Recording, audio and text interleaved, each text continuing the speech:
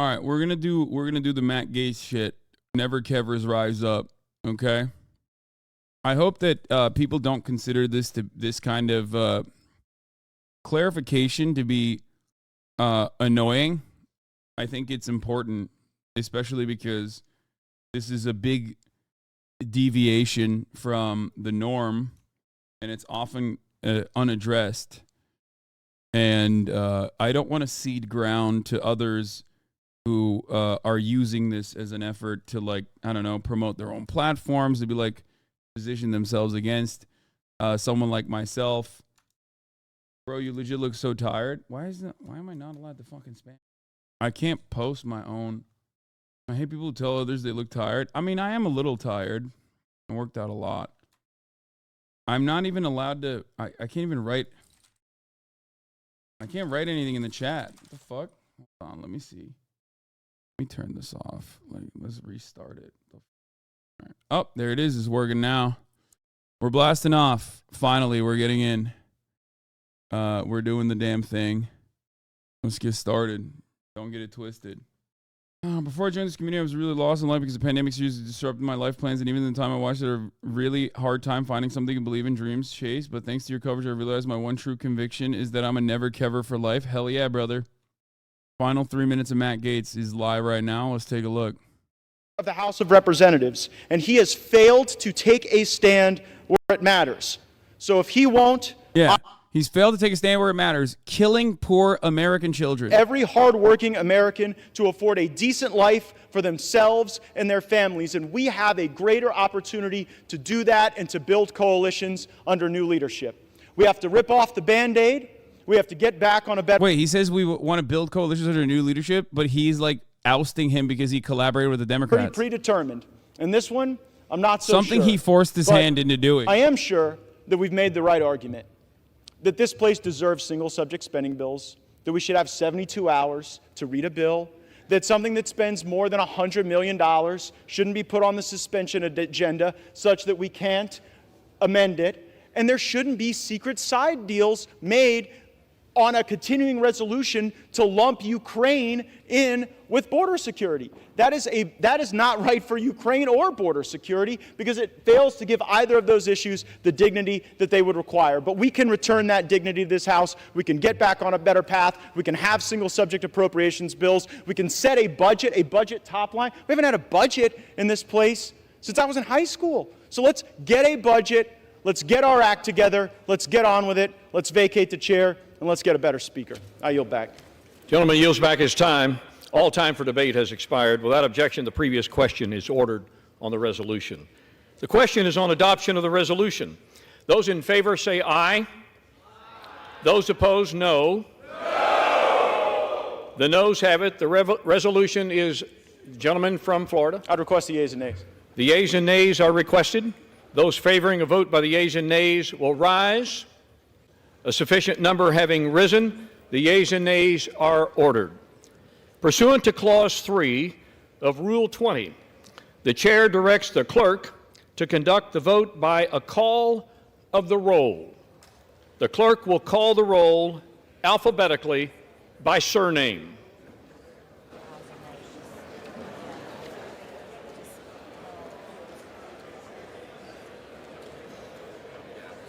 What happens if they get rid of him? Then they need the same amount of votes to be able to vote in a new Speaker of the House.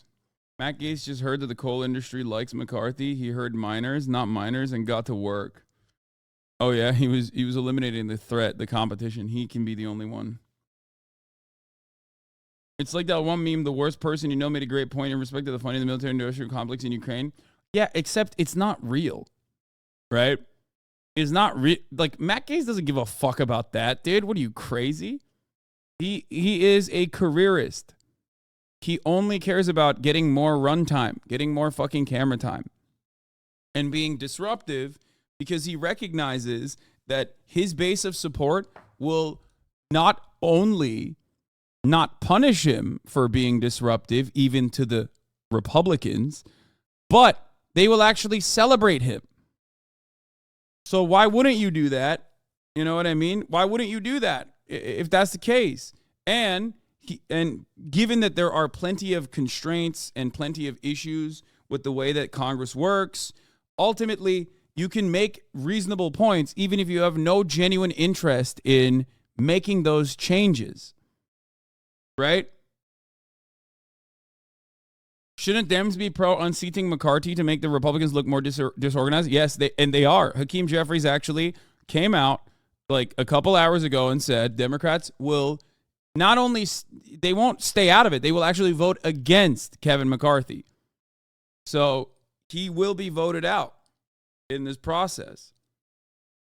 So it's awesome. I mean, it's good. It's good overall for the Democratic Party, I would say, because it's chaos in the Republican Party, which is a fucking clown show.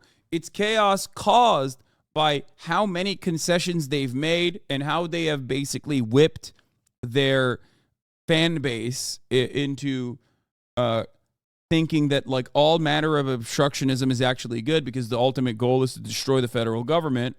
And you know, a good way to do that is by you know, dismantling the legislative body, picking it apart piece by piece. So yeah, the House GOP can select anyone to be speaker, right? Do they think there's a chance we get Trump as speaker? I mean, no, I don't think that'll happen, but yes, anyone can be voted in as Speaker of the House. This is true. They could fucking vote for me if they wanted to.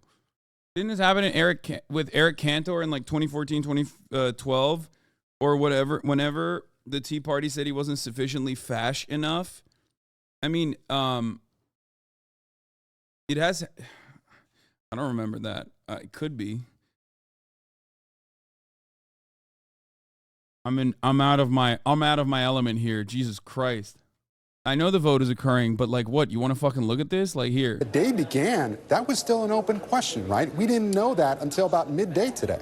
It was very much an open question. In fact, we didn't even know that this vote would be held today. McCarthy had the option to schedule it any time within the next 48 hours or so, but he apparently decided at some point this morning to rip off the Band-Aid. It was interesting watching these dueling interviews this morning from McCarthy and Jeffries around 8 o'clock, where they were both sort of saying they were going to talk to their members and let the chips fall where they may. McCarthy said that he... I mean, I don't like Hakeem Jeffries, okay? But would he be better than Kevin McCarthy? I mean, marginally, yeah. But I don't like him. I want to point that out, okay? I am not a fan of Hakeem Jeffries, okay? Not a fan. He is openly anti-progressive wing of the Democratic Party. He is Nancy Pelosi's guy. He has said insane things about Israel, like literally. He is probably one of the most like heavy-handed Zionist congresspersons we have. Yeah, he's just awful. But there was every indication leaving that conference meeting this morning, which sounded like a pep rally at times from the outside, the Democrats were going to stick behind their leader, Hakeem Jeffries, in this latest unprecedented historic moment on the House floor. You know, Garrett, we're going to come right back to you shortly, I'm sure. But first, I'm joined now by Republican Congressman David Valadao. And, sorry, some technical difficulties here. We're going to bring in the panel here. Former Senator Doug Jones is here, and I'm also joined by Deepa Shivram, political reporter at NPR, former Democratic Senator from Alabama, Doug Jones, and also Stephen Hayes, editor and CEO of The Dispatch and an NBC News contributor. Also, let's see what Fox News is Cardenas. Yay. Damn, they cut him off. Kerry. Nay. Carl. Nay. Carson. Yay. Carter of Georgia. Nay. Carter of Louisiana. Let's see what Cavato is saying. Yay. 15 votes to kick him out. Then what happens? Let's say he Carter. doesn't survive this vote. What happens after that? Like you say, there'd be no speaker. We'd be in historic, territory here. Yeah, there's a little bit of difference. This is so perfect because, like, they can't even say anything about the Democrats in this situation because it's the Republicans that are doing this to themselves, which is why it's awesome. It don't even fucking matter. Boebert voted no for now.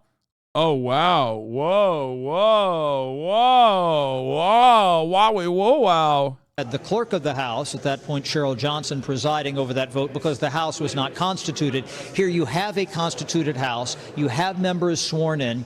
You have committees that can be stood up. And so that Speaker pro tem would preside. But by rule, what they're supposed to go to, the next act on the floor is to elect a Speaker. The highest precedence in the House is to elect a Speaker. You can't do anything else until you get a Speaker elected. And so once you get that, then you can go on. So no legislative traffic. And does that take a couple of days? Does it take a couple of weeks? We just don't know. But it took, 5 days back in January, Neil. Yeah, and 15 different votes here. I'm wondering, would they immediately proceed to that vote tonight? Again, this is in the event that the Speaker loses his speakership.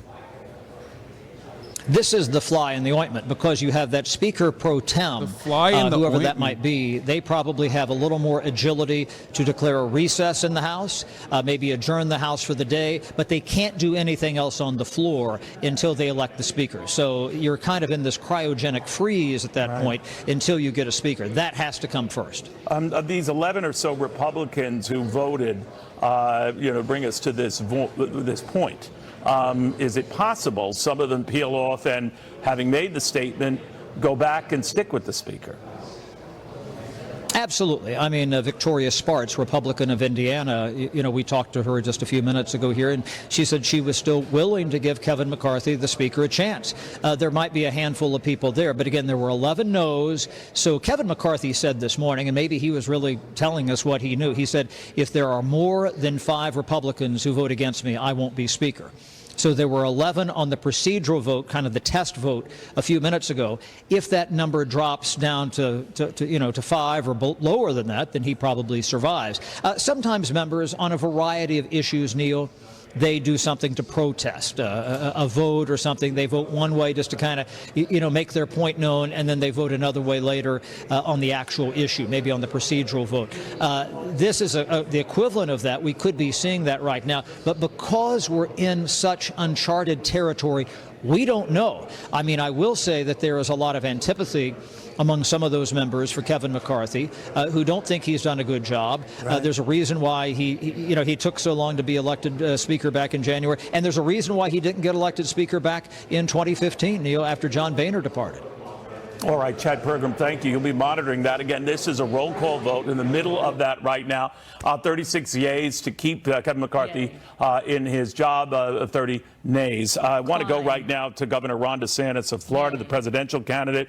Governor, we had agreed to this interview and very happy to have you, sir, under very different circumstances.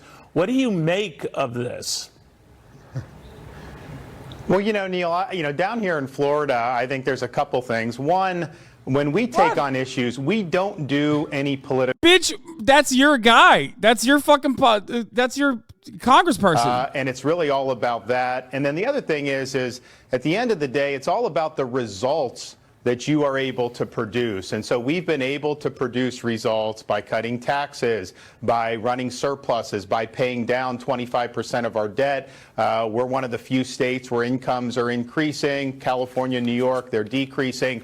So that's really what it's about. And what I see up there is Matt Gaetz literally helped you do debate prep. Get the fuck out of here. What Come it on. promised to deliver. Come but on. I also see a lot of political. Someone on Fox News has to ask him that question. Matt Gaetz is your guy. People are fundraising or whatnot, a lot of chaos. And you're just not going to be successful if everything is constantly in a state of chaos. I mean, there needs to be leadership. There needs to be a common agenda. And you got to be able to marshal people to be able to get that done. And so there's a lot of frustration when I'm in Iowa, New Hampshire, South Carolina, a lot of frustration with the state of the country. And then really the lack of urgency that I think a lot of people in Washington have had for quite some time. The border's never been worse. Inflation and interest rates haven't been this bad in 40 years. We have crime infesting cities. I was just out in the West Coast, Neil, for this debate, talking to people in Southern California. I must have run into 6 or 7 people who had told me they've been mugged in the last year. When has that ever happened? And that's normal in a lot of American cities. And of course, we have a bureaucracy that is out of control, that's been weaponized against the American people. So we want to see leadership. And I can tell you, as president, when I get in there, we'll provide the leadership. We're not going to provide chaos and drama. We're just going to provide an agenda that we can get done and turn the country around. You said that you would provide the leadership. Are you saying in the House Kevin McCarthy did not, and this is his comeuppance? Well, look, I was actually, Chad mentioned back in the day, I was one of the guys that opposed McCarthy before it was cool. Now you're in a situation where they haven't produced results, and that's just the reality. At the same time, though, I look at guys like Chip Roy, Tom Massey, Jim Jordan, and they're basically saying that there's not a plan to go forward with whatever Matt Gaetz is doing. And so I'm somebody, if I go down a road, I will deliver results for it. I'm not just going to do it and flail around. It's not going to just be about fundraising. I would have a plan in place to be able to deliver what I promised to deliver. I'm not sure that there's a plan in place on this. I guess we'll see as this vote unfolds. Now, you mentioned Matt Gaetz, your fellow Floridian. Of course, yes, come on. Initiated this process. Looks Drama. like he might succeed at kicking the speaker out. What do you think of him in this move? Well, look, when I see the Republican congressman pointing out that there's a lot of fundraising going on around that, that makes me uncomfortable. When you're doing things, you need to be doing it because it's the right thing to do. It shouldn't be done with an eye towards trying to generate lists or trying to generate fundraising. And so that is not the way I would operate. When we operate, we do what we think is right and let the chips fall where they may. Sometimes when you do the right thing, you do get more support, and that's just the nature of it. But that shouldn't be what's driving any of this, and I'd hope that that's not the case. The reason why I mention it, Governor, is that much has been said that Republicans are risking grabbing defeat from the jaws of victory here. They had control, albeit tentative and tenuous control of the House, and they're botching it right now. And a lot of people are looking at Mr. Gaetz as the reason for that. He has already kind of laid out the possibility that after your Florida term is up, and wherever you go after this, sir, that he wants to run for governor. What do you think of that? Well, look, leadership starts at the top, and so you have different members that go. But I think the leader has got to get people in line and try to deliver the victories. But I look at an issue like. Why am I looking at my phone? My followers are here for me, and I act like I don't even care. Do you find it to be disrespectful? It's because I'm doing reading on my fucking phone, specifically related to this issue, so I can offer you better, more insightful commentary as fucking this dumbass is actually talking about his own personal goals and his own personal motivations. That is why I'm doing what I'm doing, because I have to do live production as a singular person. Maybe you say that before you do that. Maybe you just, get fucking banned and suck my cock in the process. Maybe I do this content in the way that I'm doing the content, and you just watch. And if you have an issue with it, instead of being a fucking entitled little shithead and then posting about chatter's rights on whatever fucking subreddit you crawled out of, okay, you just shut the fuck up and enjoy it. If you have a genuine issue with the way I'm doing it, then you could just tune out, leave. Why are you fucking micromanaging the way I operate? Okay? Motherfuckers think that they can come in here and micromanage me in the same way that they fucking treat service staff like they're servile little slaves for the moment in time when they're like trapped serving them at fucking Chipotle or Applebee's, okay? And then they get shocked when I ban them. And then they fucking turn around and go, Hassan, he just hates any kind of pushback, dude. That's why I got banned, not because I was being a little fucking asshole. Case Arthur Engeron had posted a gag order on him because the former president was posting online what the judge deemed to be dangerous comments about the judge's clerk, his staff, what have you. What did you think of that? What do you think of that? So I have not seen that. I knew that there was something going on. What I will say this is the live breakdown. when you have the Attorney General of New York running for office saying she is going to, quote, get Trump, that is not the way justice is supposed to work. You don't go after somebody and then just scrutinize them and try to come up with something. And so what I would say. Yeah, currently as it stands, there are 11 GOP votes against tabling the motion to vacate so far. This needs 5+ all Dems to oust McCarthy from speakership. What happens if Ye wins? Does Bro just lose his job in 4K? I mean, he loses his position. He doesn't like get impeached. He's still a representative.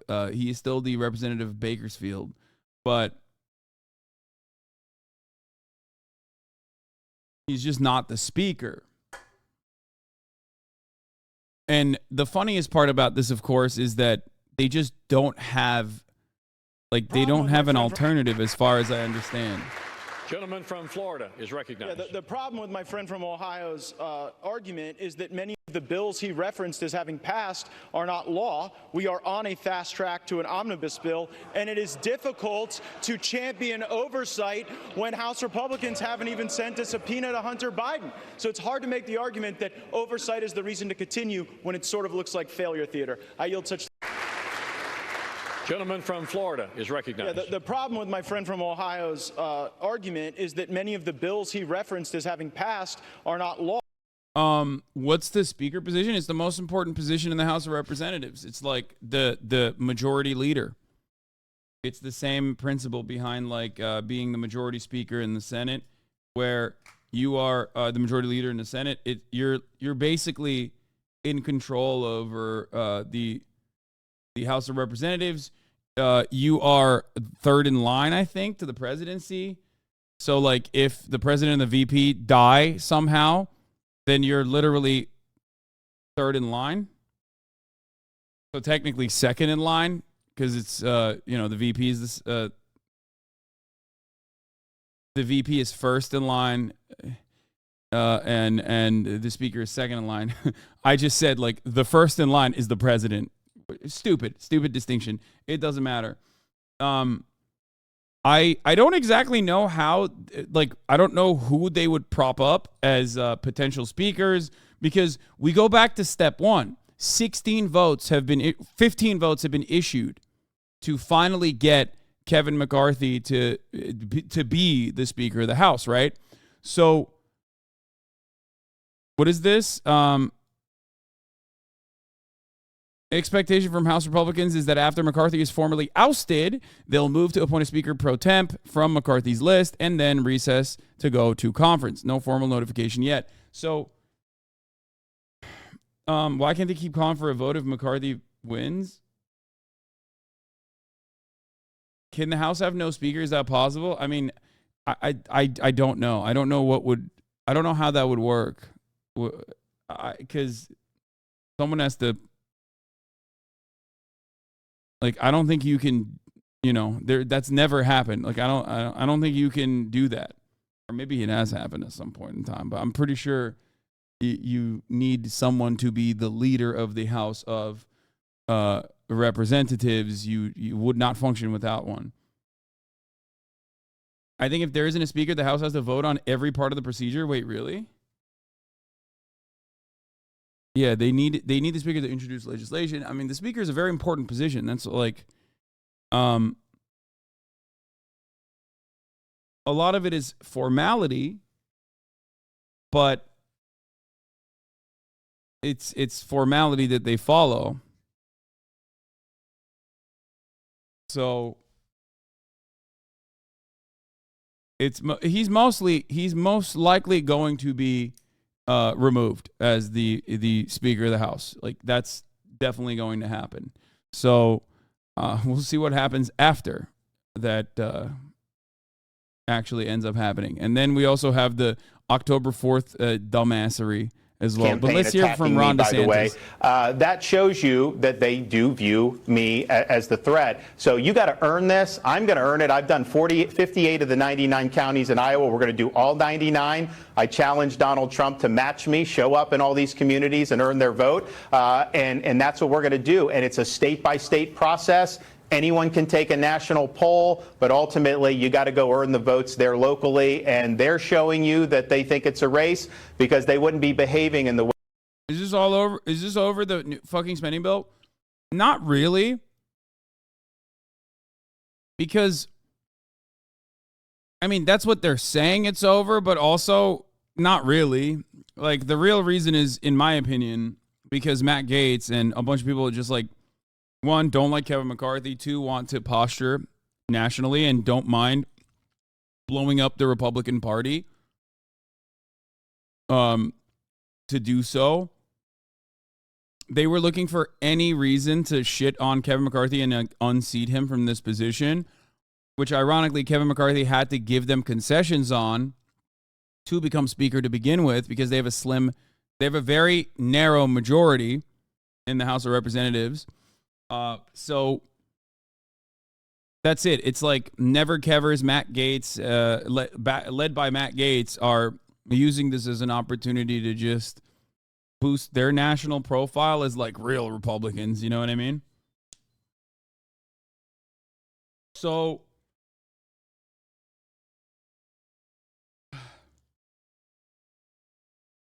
do you think this is the Matt Gaetz, Trump crowd's version of just saying, look what I can do if you choose not to fuck with me? Kever made contradictory and impossible promises just to get a job. Yes, but like in the beginning, he didn't have to make those promises. If he had if he was popular enough in the Republican Party, and if he was like Nancy Pelosi, who, you know, has a pretty solid whip, right? Nancy Pelosi knows how to fucking bring caucuses together, okay? She knows how to whip her party.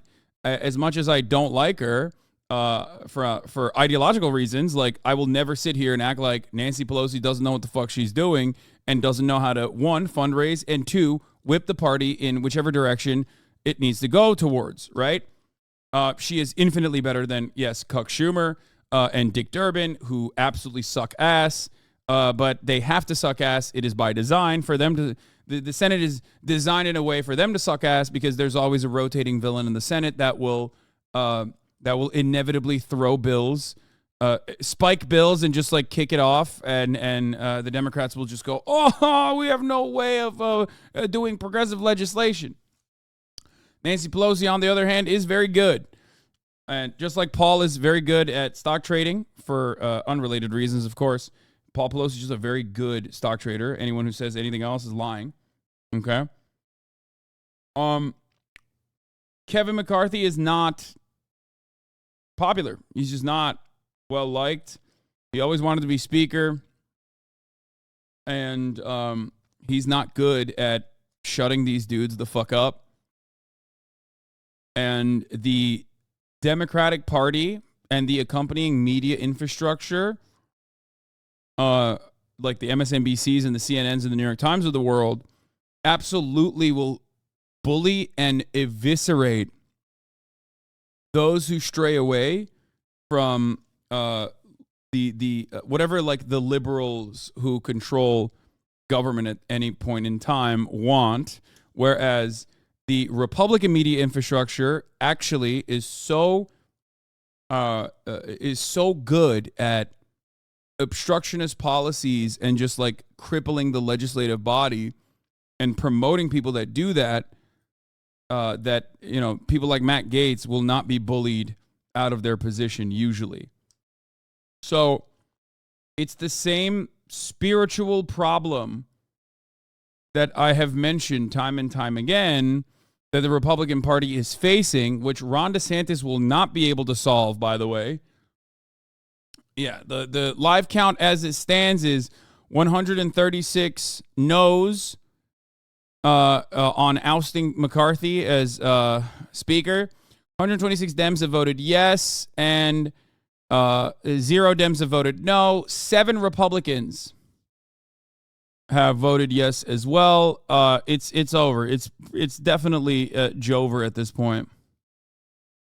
Andy Biggs, Ken Buck, Tim Burchett, Eli Crane, Matt Gaetz, Bob Good, and Nancy Mace voted to oust Kevin McCarthy. Yeah, it's Jover. It's for sure Jover. So if they can't oust him, what do you think Will Gates will pull up next? I'm sure he's got something to back up if all this fails. No. Why do you think the Dems refuse to leverage this to their advantage to try to work out a deal with Kev? Because why the fuck would you ever try to get a deal out of Kev? Kevin McCarthy is not going to deal with the Democratic Party. Kevin McCarthy is not going to deal with the Democratic Party at all. There's no fucking shot that would happen. I think this is the best of both worlds for the Democrats to just sit back and allow the Republican Party to fucking self-implode is the best thing to do in their situation. They're actually operating in the correct way because there's no alternative. I don't think that Republicans can easily find someone else, but I also don't think that Republicans or enough Republicans would ever vote for a Democratic Speaker of the House. They would get destroyed in the primaries. Like, there's just no shot that would happen. They have a 4-seat majority. He will not be the Speaker of the House tonight, but he was, pretty confident that he would prevail. This is a tight vote right now, and we can't tell you the exact number because we don't know how many members might not vote.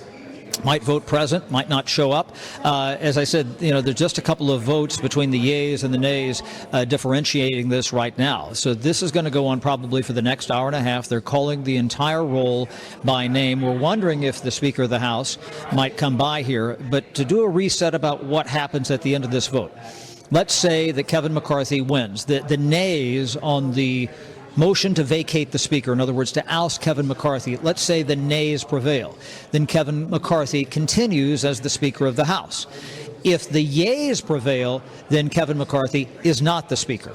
They must elect a new Speaker of the House. And that's something that we've not seen since usually at the beginning of a Congress, or we had this in the fall of 2015 when John Boehner, the Speaker, he decided to retire, and eventually after a couple of weeks they elected Paul Ryan, the Republican from Wisconsin, but they have to elect a Speaker of the House, and that's the first order of business. They can't do anything else legislatively. And think about what this does off stage. Yes, committees can continue to meet and so on if you don't have a Speaker, but what does that do to the impeachment inquiry? Other just routine investigations that the House is doing. That's a problem for the House because they're not getting direction, because at that point there is not a Speaker of the House, Neil. So let me understand, in the event, and still ways to go here, we go through the roll call, and he loses. That doesn't mean that he, has to leave. I mean, he's kicked out as Speaker, but he can try. Because in the case of some of the other examples you mentioned, a lot of them opt not to go through this. This is very different, I grant you, as you outlined, Chad.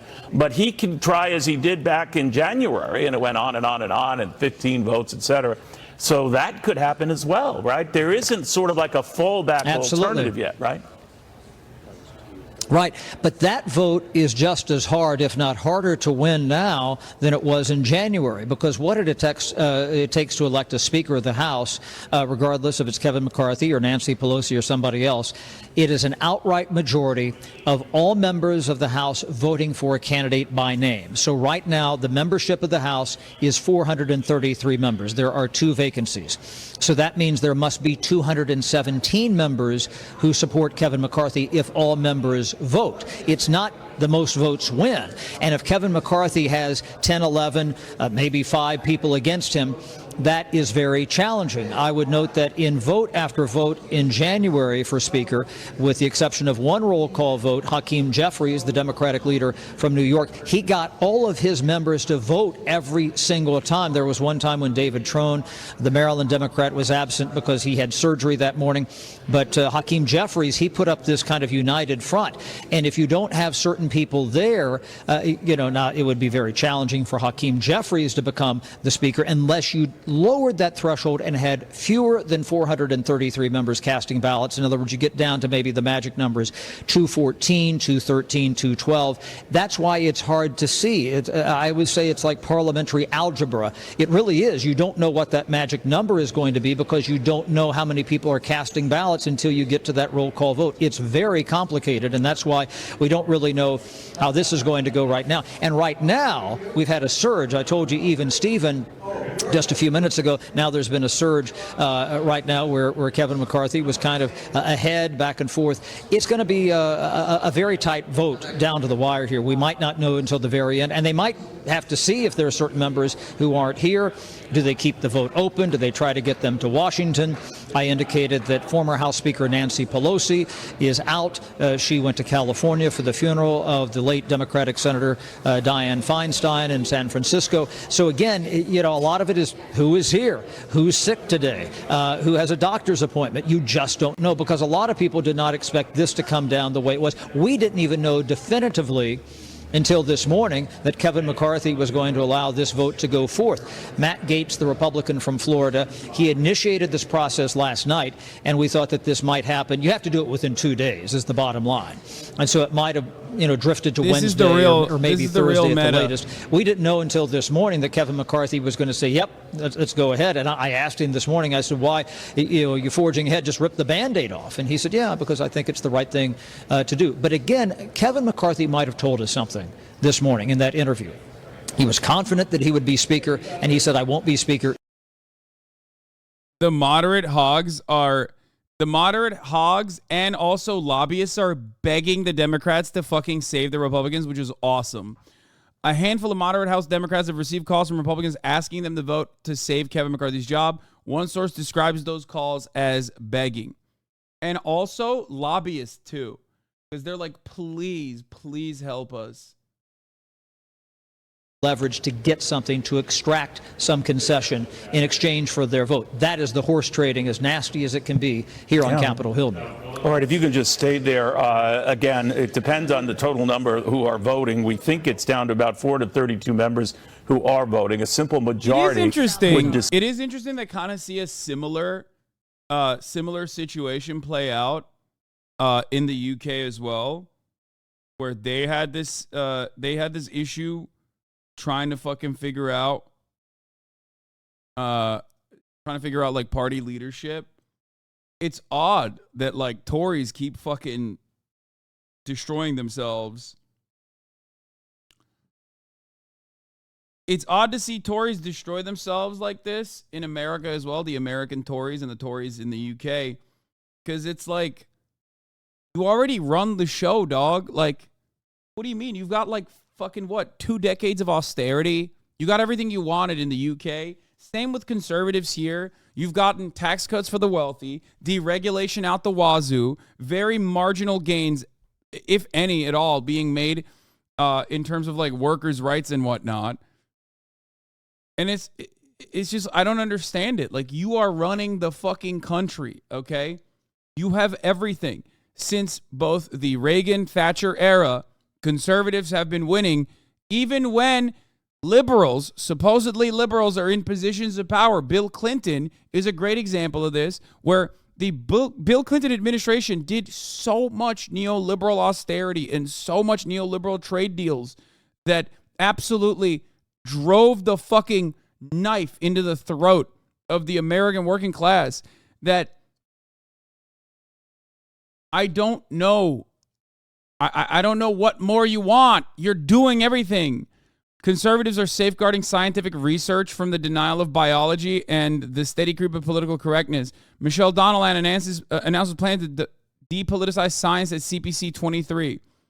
Kicking woke ideology out of science. And it's new Daily Show tweet. Refreshing to see Matt Gaetz fuck someone over 18. That's funny. I mean, yeah, that's a good one. I'll take that. That's pretty fair. Nay. Sorensen. Yes. Yay. Hold on, I got Pete.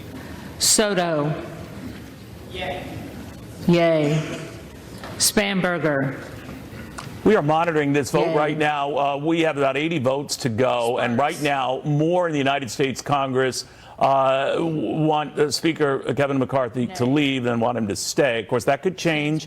We're still early in this process. Well, not too early. Larry Hogan is with us right now, the former Maryland governor. What he makes of this. What do you think, Governor?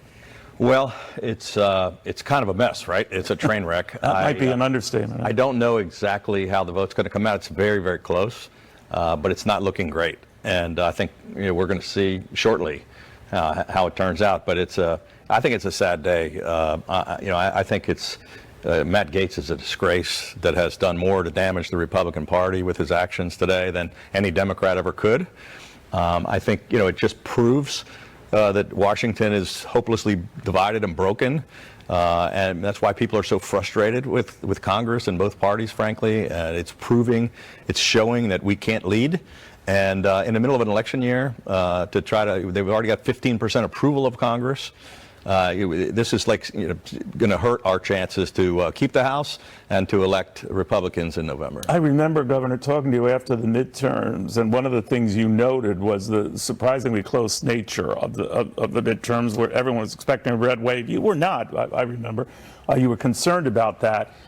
This has come back to haunt Republicans, just the narrow nature of this. Well, and I remember that discussion, and I was concerned, and it turned out there were talk about we were going to have a 40-seat majority, and it was going to be a huge red wave. Provided ample cushion. And it should have been. Yeah. It should have been, but we shot ourselves in the foot by this kind of stuff, by the far right fringes of our party. Those were some of the ones that won the primaries. They lost general elections. We lost the swing districts. Who do you blame that on? I blame it on Donald Trump and a lot of these MAGA far-right Republicans. Well, he's the runaway leader for president right now. I realize, but we've lost the last 3 elections in a row. We lost the White House, we lost the Senate, we lost the House. This time we should have had a big win, didn't get the Senate back. Things like this today are going to make it even more difficult in the next election. So when you look, he's now been dealing with this civil matter in New York. A judge has issued a gag order on him because of threatening comments he reportedly made concerning the clerk and what have you. But he's the guy. And with all of these revelations, and every time it appears before the press and to speak, his numbers go up. So that seems, for the moment, Governor, and you're quite right, I raised it with Governor Ron DeSantis, for the moment, that seems to be the wind at his back. The more this comes up, the more Republicans rally around him. Do you see that phenomenon continuing? I'm afraid it is going to continue, but it's not representative of the electorate at large. So it's helping boost. But we don't know that, right? It's helping boost him in the Republican primary when base voters, they're rallying to his defense and are not paying attention. But as this thing goes forward with all of these cases, and he's in trial during all the primaries, swing voters, independents and discerning Democrats and softer Republicans, it's turning off some other folks. So what's good in the primary may not be good in the general. I hear what you're saying, Governor. I apologize for jumping on. No. But not enough to hurt his lead over the president. Well, ironically, we have the two likely nominees, Biden and Trump, are the 2 least popular presidents in American history, and it's sort of a race to the bottom. 70% of the people in America do not want either one of them to be president, and yet that's likely to be the choice. God, dude, how do you look at the situation and not feel like everything is just getting marginally worse year over year, and how, I mean, I don't know. It's just, we are inching towards full, complete annihilation of Western liberal democracy, I feel like. And I'm afraid that since there is a serious absence of genuine labor-backed political movements, that we are moving towards barbarism and maybe fascism and a fascist mechanism of control rather than like socialism. What exactly does this mean? Who will replace McCarthy? I don't know. I don't know. It's funny though, because strict central planning and having at least like a vision, even if you don't agree with the vision overall, is seemingly an infinitely more successful way out of this this current situation. That, bro, how is Mike the doomer boomer talking about how hopeful he's been the past few months, and you're sitting here being the doomer?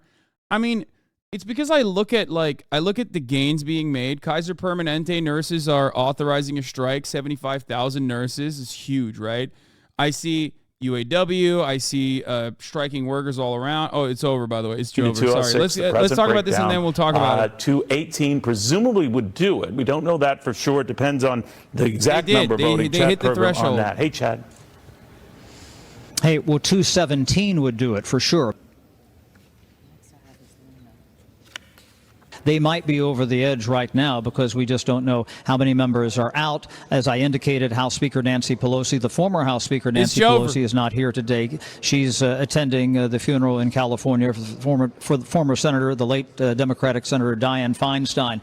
So if you're at 432 members, 216, gets you right there on the edge. So we're right on the edge right now. We don't know definitively, but certainly if there's one more on the board, then the gig is up for Kevin McCarthy, and he would be ousted as Speaker. I would note that Kevin McCarthy, when they went through the roll alphabetically earlier, he did not vote. Now, historically, speakers do not vote. They only vote a few times a year. He tends to vote a little more frequently than others. But if you see that board go for sure to 217 based on the overall math of the House, because there's 433 members, they have effectively ousted the Speaker.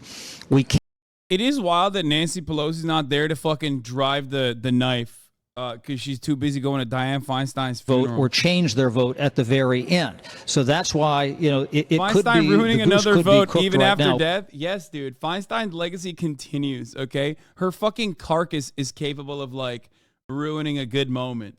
Do you understand? Her fucking carcass is able to do it. Get out of here. This goes walk by here in just a few minutes. But I tell you, this is as high drama as you can get on Capitol Hill. This is higher drama than even what we had this past January when it was very close, 15 rounds over 5 days to elect Kevin McCarthy as the Speaker. And I should point out, when they do kind of stop with this roll call vote, they won't close it immediately. There will probably be some back and forth to make sure that the tally is accurate. Right. But this is going to be a nail biter. This is going to be very close, Neil. All right. Indeed. They still have about half a dozen or so more members to go to here to see it. Yeah, Boebert, I think they have the votes, for the record, on the Republican side. But, Dems would have been able to shut this down. But Nancy Pelosi is attending Dianne Feinstein's funeral.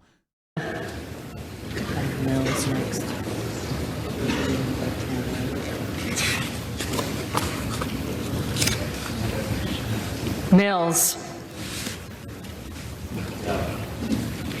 Nay. There's 3 Republicans remaining. Or wait. Pelosi.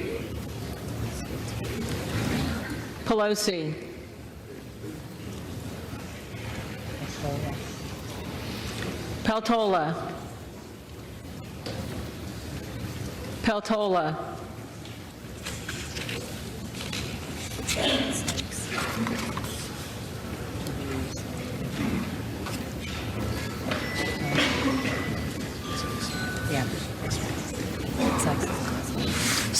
To be fair, Peltola is in fucking Alaska, so. Sykes. I don't even know if she's there or not, but.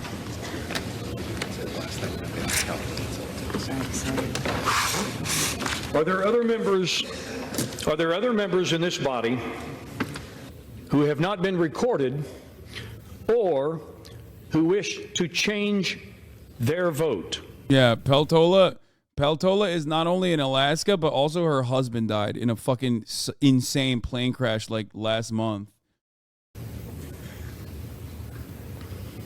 So, declared vacant. Here's Lester Holt. Good afternoon, everyone. We're coming on the air with breaking news and a major shift in power on Capitol Hill. The House just voted to remove Speaker Kevin McCarthy from his post in a high-stakes vote just now on the House floor. It comes after McCarthy, the top Republican, cut a deal with Democrats to avert a government shutdown over the weekend that angered some in his own party whose demands were dropped in the negotiations. It happened because one of those Republicans, Florida Congressman Matt Gaetz, states introduced the resolution to remove McCarthy just last night. And it's the first time this process has ever successfully removed a House Speaker in American history. Let's go right now to senior Capitol Hill correspondent Garrett Haig. Garrett, what happens now? Well, Lester, a speakership that began in historic fashion less than a year ago now ends in historic fashion with Kevin McCarthy, the first speaker to ever be removed from that position by a vote on the floor. What we'll see in the immediate term is the naming of a speaker pro tem, a temporary speaker, a caretaker speaker who will lead the House through the next election to replace Kevin McCarthy and select someone else to be second in line for the presidency. This could be a contentious process as well. The speaker lost 8 Republican votes, along with every Democrat voting to vacate the chair. Do you think you would have predicted something? I mean, yeah, the never-Kevers said that they were going to do this, and they did. An open question. The House will be largely paralyzed until that question can be answered, Lester. Is there a timeline for them to get this done? Lester, we are in uncharted territory. It's cliche to say, but we have never been in this position before in the United States Congress. The House will move quickly. This Speaker pro tem idea is actually a new post-9/11 change to ensure continuity of government. So we are very much in uncharted territory, but it is every indication that the House, Republicans still control it, will want to move quickly to name someone as their leader so they can continue the business of governing. Remember, they only have some 40-odd days to fund the government on a longer-term basis after that deal from over the weekend. All right, Garrett, we'll let you continue to work the story. Let me turn to our Meet the Press moderator, Kristen Welker. Garrett put it pretty well, uncharted territory right now. So what does this mean going forward in terms of the mechanism of government? And that other question, who would want... There's nothing funnier to me. I'm sorry, we're going to get to what this means for the government going forward, but there's nothing funnier to me than, like, trying to bully the Democrats to vote to save Kevin McCarthy. He's one of the names that has been floated about. But I think big picture, Lester, it really highlights the deep divisions within the Republican Party right now. The fact that this is happening after that showdown over trying to keep the government open. And the question becomes, what does happen next? Look, I've been talking to Republicans who are expressing frustration about what they're seeing on Capitol Hill. The fact that this is going on against the backdrop of 2024. They say, look, to the point that how Garrett does it was benefit just the making, Democrats to vote out McCarthy? What do you mean? It's the Republican Party rat fucking itself. Why would that not benefit the Democrats? Like, why would the Democrats care about the Republican Party destroying itself because they have a slim majority? You think anytime you think about anything, think about our assume what would the Republicans do in a situation if the roles were reversed, okay?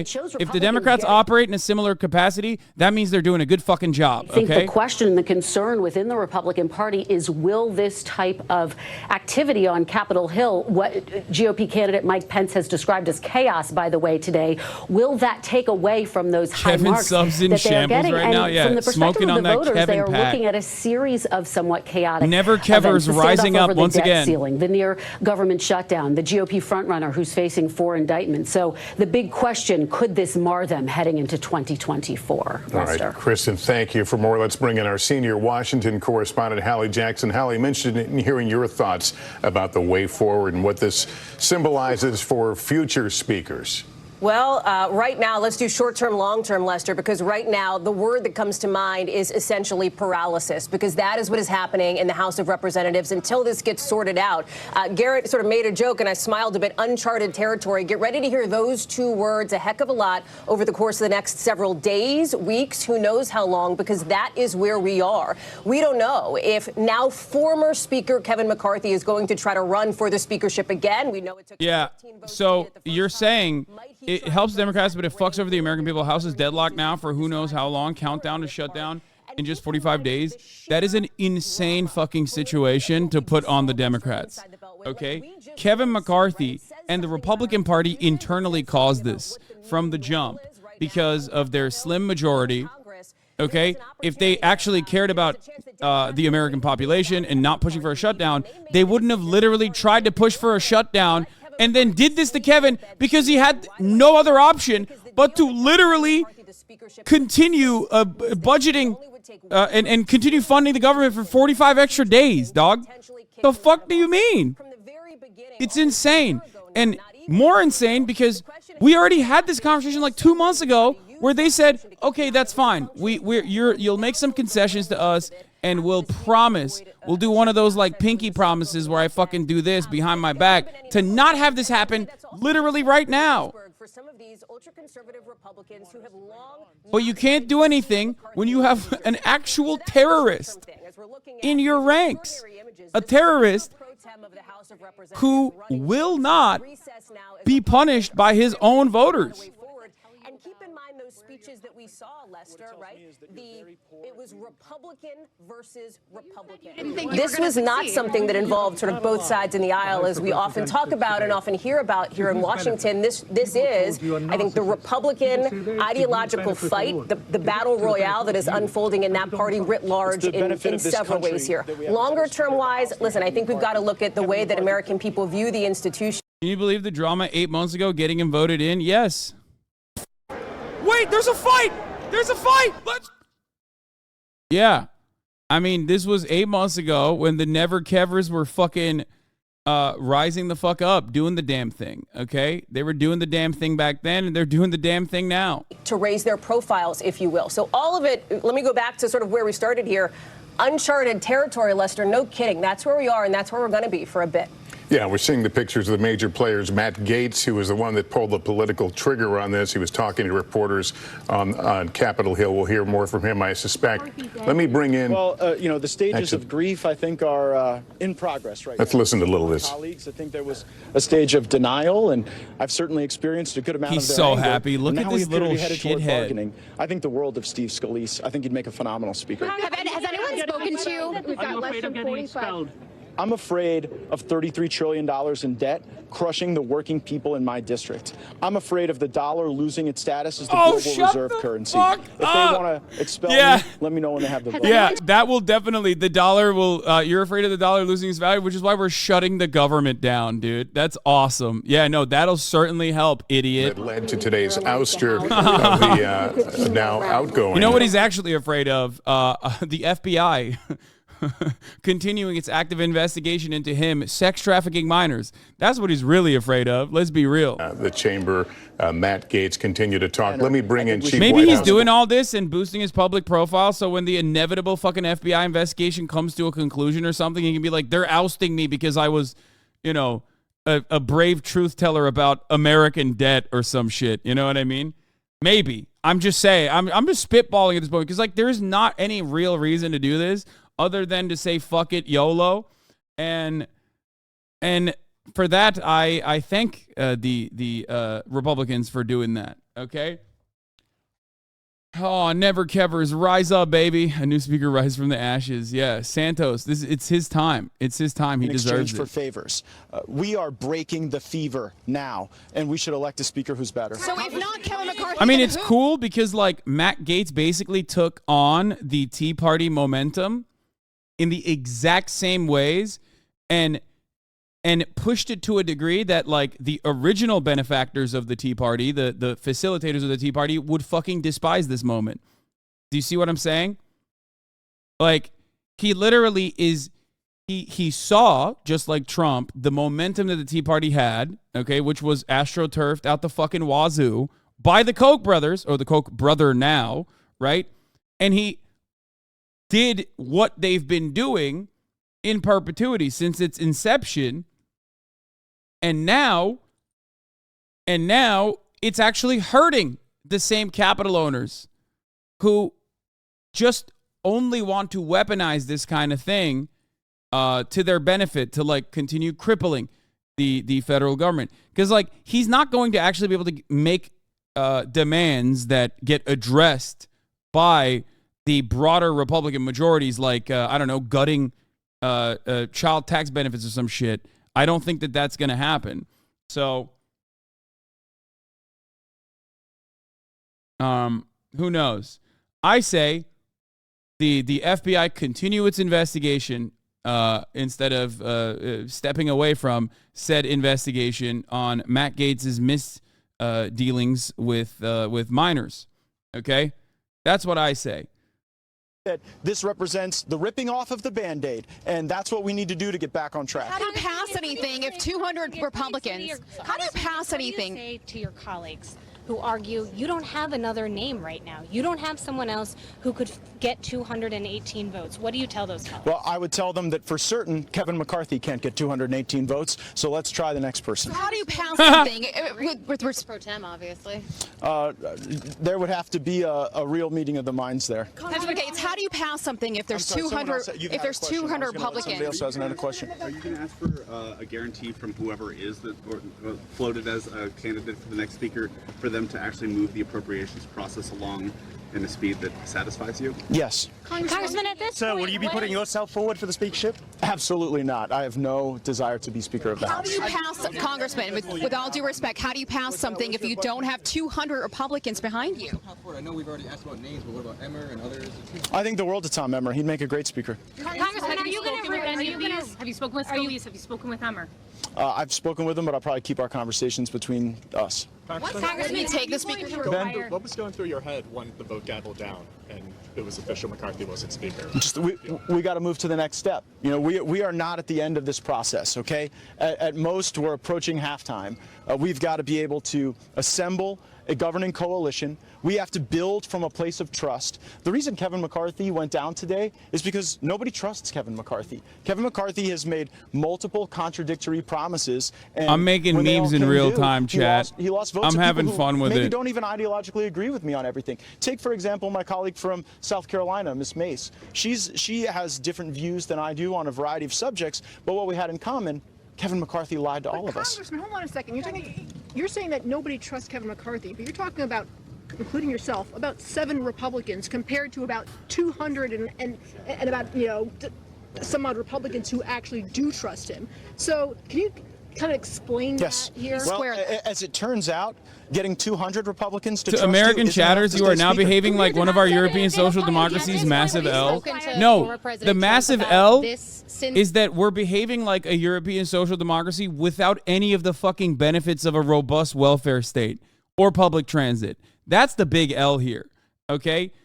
We love taking the absolute worst from our contemporary countries, our peers, and not any of the good, okay? It's just the fucking worst. With great confidence that I'm doing the right thing. Did the former president call you today? Did the former president call you today? Who are concerned about the future of the conservative agenda in the House GOP? I would say that the conservative agenda was being paralyzed by Speaker McCarthy. We hadn't even sent a subpoena to Hunter Biden. Our oversight was lackluster. Our spending priorities. Ask my conservative mom about this. She's upset and now strongly dislikes the far-right Republicans and is showing signs of finally ridding herself in the anti-trans hate, saying who actually cares about trans people? It's completely blown out of proportion. It's almost like the Republican Party destroying themselves some sort of curse. Yeah. Any future speaker elected allows the motion to vacate to stay at a one-person threshold. Yes. Congressman Gates, considering that Steve Scalise votes in line with Speaker McCarthy most of the time, why should he want the job after this just happened? That's a question for him, I guess, not me. He said he's uninterested. He's already said he's I haven't heard him say that. No, he's already. What has he said to you? Well, here's what I would say. Here's what I say. I think a lot of members are going to reflect on their thinking after this historic moment. I think anything that people have said before the McCarthy ouster is probably bearing less weight than the way people may be thinking about these questions after the McCarthy ouster. What is the end game? Comments about Steve Scalise yesterday and today. Will you yourself nominate Steve Scalise for Speaker of the House? Maybe. I want to hear from him. I mean, I'm not here to make. Dude, that's my favorite part. He doesn't even have a guy. He doesn't even know if Steve Scalise wants it, dude. He's like, no, I'm going to do it. He'd like to put himself forward as a candidate. Dude, that's so good. This is so perfect, dude. This is a perfect demonstration of Republican obstructionist policies in display. They do not have any real goals. They've actually made all of the all of the tangible policy goals, like eviscerating fucking federal regulation, the regulatory body in general, like they achieved all of that. So they have nothing left. So now they're just like spitballing and fighting one another with no objective sight. Okay? Well, I mean, with no reason, with no real transparent objective in sight. Sorry. Where they're just kind of fucking each other up now for no fucking particular reason. They're just like bored. They said YOLO. Let's fuck shit up. Suffering from success. Exactly. They forgot that you're not supposed to go that far. You're not supposed to win all the fucking time. And now they're doing it. They said, fuck it, YOLO. Don't give a shit. No 3-minute ad break at the top of the hour, except the reality comes kicking in. Because at the top of the hour, there is a 3-minute ad break. We're going to get to the Fox 5 right now. And if you no longer want to see those ads, if you don't want to miss a moment of that, all you need to do is subscribe for $5 or for free. Is Gates the pedo Democrat they always talk about? And he's destroying the Republicans from within. I mean, he is allegedly a pedophile. Don't know if he is a secret Democrat, though. Probably not. He's just from Florida. I'm banning the person who said you have wrinkles. I just wrinkled my dick into your mom last night. Here's the 3-minute ad break now. Let's get to Jesse Waters, the biggest douchebag of all. So the Democrats and Republicans will meet separately to discuss who they want to have as Speaker. The effort being led by Florida Congressman Matt Gaetz, who's fuming over out-of-control spending and claims McCarthy's broken promises. Lawmakers duking it out all day over what Kevin's fate should be. Think long and hard before you plunge us into chaos, because that's where we're headed if we vacate the speakership. Chaos is Speaker McCarthy. Chaos is somebody who we cannot trust with their word. We need a speaker who will fight for something, anything, besides just staying or becoming speaker. Under Speaker McCarthy's leadership, our House Republican majority has actually defied all odds and overperformed expectations again and again and again. This chamber has been run better, more conservatively, and more transparently under Mr. McCarthy than any other speaker that I have served under. If this House of Representatives has exceeded all expectations, then we definitely need higher expectations. Former President Trump weighing in on Truth Social, saying, quote, "Why is it that Republicans are always fighting among themselves? Why aren't they fighting the radical left Democrats who are destroying our country?" Judge Janine. Wait, I'm furious. First of all, What? without the radical Democrats. historic, something like this hasn't happened in well over 100 years. And now what we've got is total chaos when the Republicans are playing out their infighting on national television in a historic way instead of fighting Joe Biden's policies. The one time we are What up in policy, virtually every dumbass? metric. You have no policy. You won everything. What policy? You've got the What do you want to kill women that even think about getting an abortion? Like what's the policy you have? Like a federal mandate?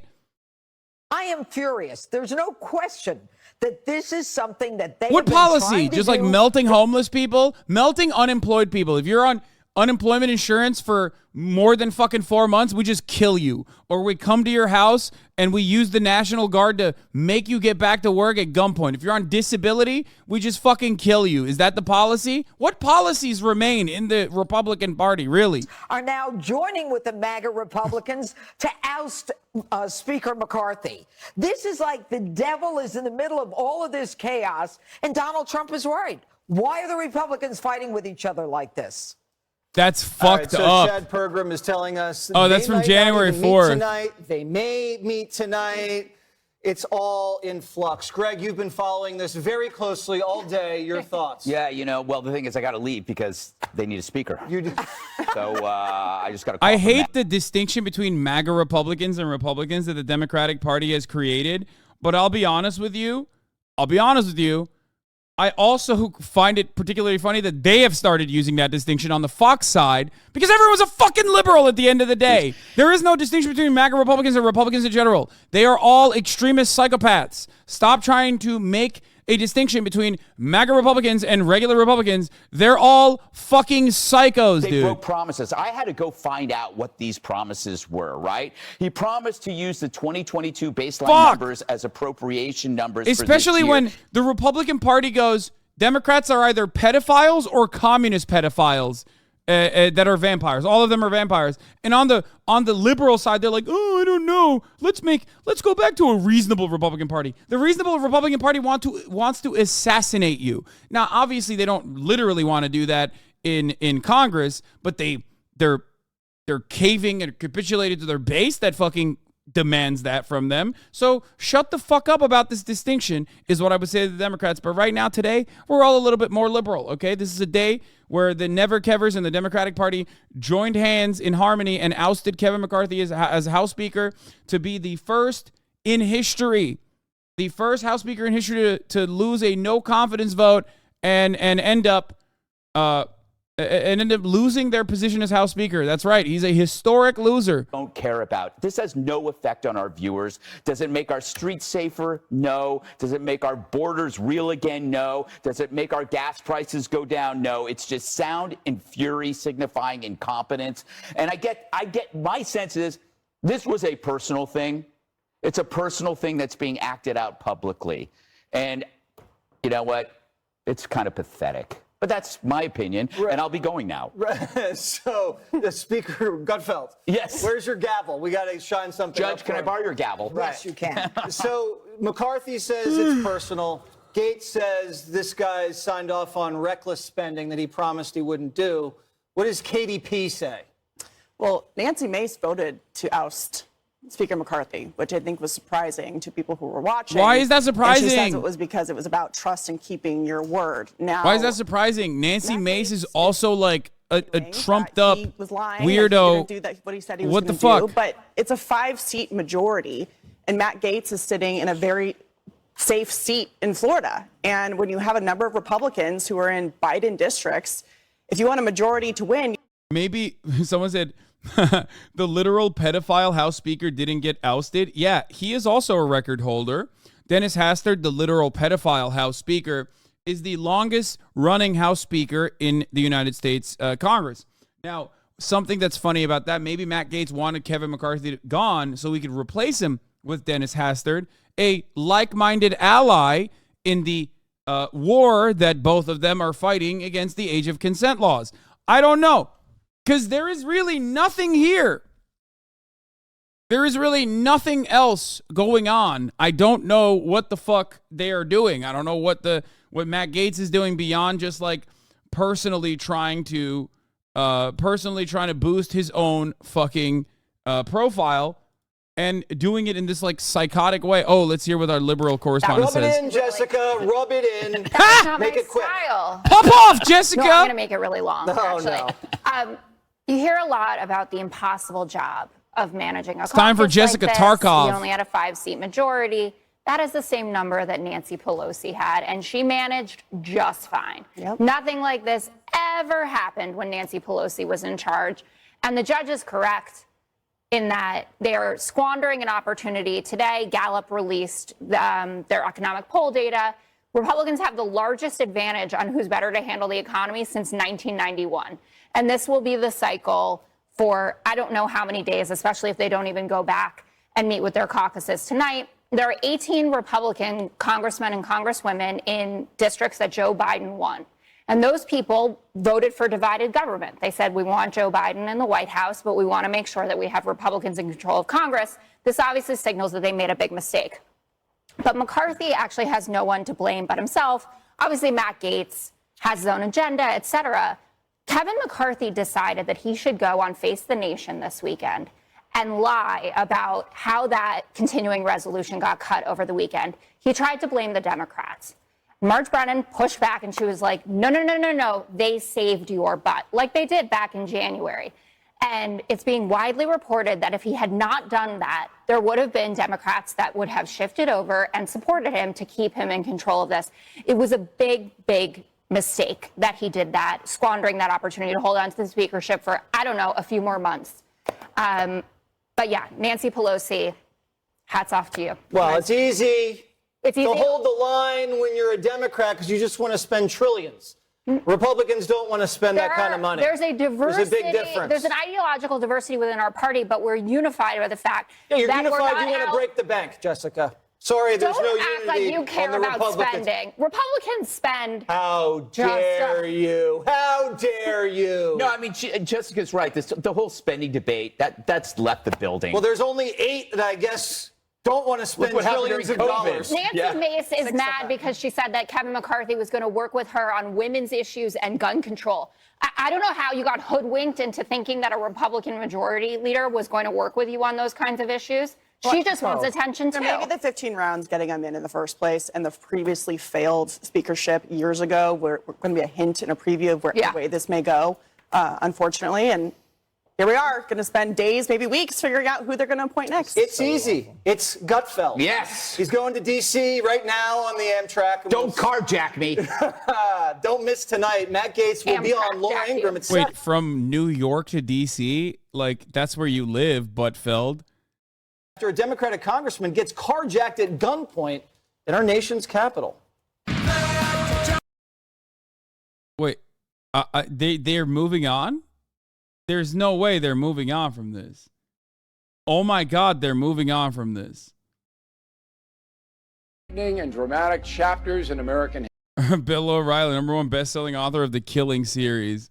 Yeah, #1 historical revisionist. All right. Legislation turning into legislation. But someone else we have to pay attention to is Nancy Mace from South Carolina, who also voted.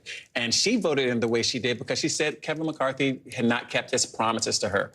Kevin McCarthy made quite a few promises when he was trying to become Speaker in January, and it was impossible to fulfill all of those promises to everyone because the GOP actually is more ideologically diverse than I think a lot of people realize. Different people have made different promises to their constituents. Who can they find that enough of them can agree on to put in leadership? It's not yet clear yet. Let me play a little bit of what we heard from Congressman Gaetz, because he said some interesting things, just going through some of this here, including that it turns out getting 200 Republicans to trust you isn't enough to actually keep the speakership. Again, this is a Republican member of Congress, one of the more ultra-conservative members of Congress, up against former Speaker McCarthy. Listen. When I talked with you yesterday, before you introduced the motion, you didn't sound confident that you would have the votes. Now you do. What does that tell you about... Listen, man, I told y'all to not get a dude from fucking Bakersfield and put him in a position of power, okay? I told y'all, and none of you motherfuckers listen, okay? This is what you get. This is what you deserve, okay? You get a dude from Bakersfield and you put him into a fucking position of power like this, he's going to fuck it up. Further evidence that the whole party's in disarray. And again, this started, Hallie, back in 2011, 2012, but Donald Trump and the culture that he's instilled in the Republican Party has accelerated all of this, has put it on steroids. And that's what pushed the party to the point where it's at today, where a small faction of members decided to embarrass their leadership, to diminish their party before the country, to send the message that this party cannot govern because it cannot even elect or keep a leader in one of the chambers of the U.S. Congress. And Matt Gaetz, someone who I know, someone who I served with, someone who I thought could actually make some contributions when he was first elected. Last time I said I would mod Matt Gaetz if he held out on the Never Kevers, and you want me to mod Matt Gaetz, I'm not doing that. Sorry, I have a strict no pedophiles policy. So I'm going to go back to Sahil Kapoor, who I believe is still with us there from Capitol Hill. Sahil? It's my understanding now, based on our team's reporting, that we know when the Republicans will get together to figure out next steps. It's going to be in about an hour and change from now, 6:30 Eastern time, according to multiple sources talking with our team. What's that going to look like? They have got a lot of work to do, Hallie. I don't even know where they would begin here. They had not prepared for this eventuality as likely as it looked over the last few days. They simply, a vast majority of them, more than 90% of Republicans, have been unified behind Kevin McCarthy. They need way more than 90%. So this is what forced the vote looks like. Does anyone else think this is helping push conservative policy? Yeah, exactly. That's why the forced the vote shit was stupid as fuck. Especially, like, even on the Democratic side, it still makes a little bit more sense because at least it's like associated with a tangible policy position. Let's say it was like Medicare for all or forcing a vote on Medicare for all. But even then, this is exactly what was going to happen in that situation, where it would just make these people look fucking insane.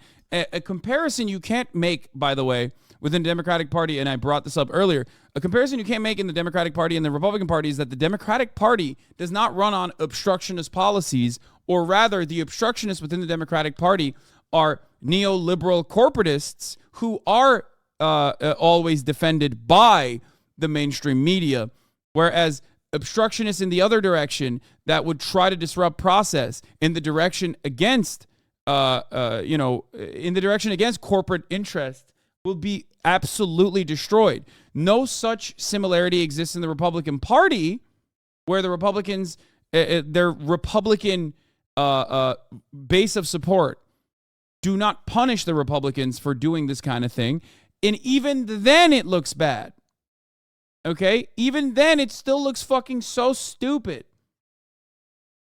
That this is, Congressman Castro, Secretary Castro, I'll bring you in here. This is a Republican on Republican issue. The debate made that crystal clear. This is a matter for the Republican Party. But there was a moment about looking at the clock 7 hours ago where there was a question of whether Democrats might actually bail out Kevin McCarthy. Perhaps conversations that were allegedly being had based on our team's reporting, some members getting calls, for example. And I'm curious as to your perspective on this, because we heard from the Democratic leader in the House of Representatives, Hakeem Jeffries, laying out the very specific reasons why Democrats.